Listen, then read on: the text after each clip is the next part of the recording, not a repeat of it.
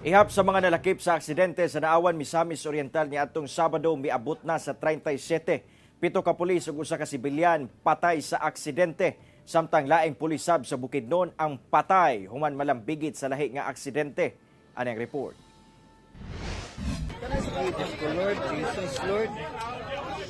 Kini ang ginahimong rescue operation human ang aksidente sa Naawan, Misamis Oriental adlawng Sabado. Nga gikamatay sa 8 ka mga individual kung asa 7 niini mga aktibong pulis o retiradong pulis ang usa. Sa investigasyon nga gihimo sa kapulisan, 37 ka mga individual ang nalakip sa aksidente.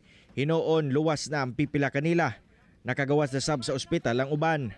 Subay sa nauna nga report, mibuto kuno ang ligid sa wing van truck nga gimaneho ni Benjamin Mudappil. Hinungdan nga nawad-an sa kontrol ug midiretso sa lane sa duha ka van nga miresulta sa karambola. Gikan sa schooling sa ilang senior leadership course ug junior leadership course ang mga pulis sa Regional Training Center 10 sa Cagayan de Oro. Giatagan sab sila og privilege pass aron unta makauli sa ilang tag sa kalugar. Ang driver sa truck ana pa sa hospital tungod sa mga samad nga nahiaguman niini.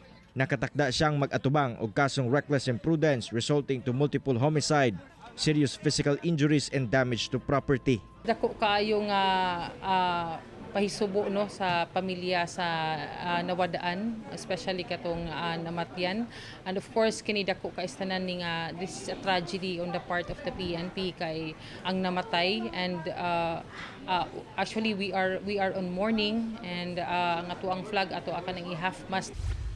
Samtang patay ang laing pulis gagilang si Police Staff Sergeant Jun Ray Cagas nga nakadestino sa 2nd PMFC Book PPO. Human nga mabangga ang iyang gimanehong sakyanan sa Purok 2A Diversion Road, Valencia City, Bukidnon. Sumala sa investigasyon nga padulong ang sakyanan sa biktima sa south nga direksyon, diyang nagsugat sila sa truck tunga sa dalan sa may kurbadang bahin.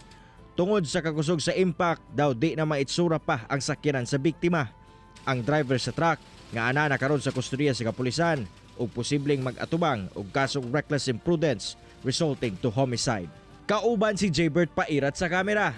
Ako, si Cyril Chavez para sa One Mindanao.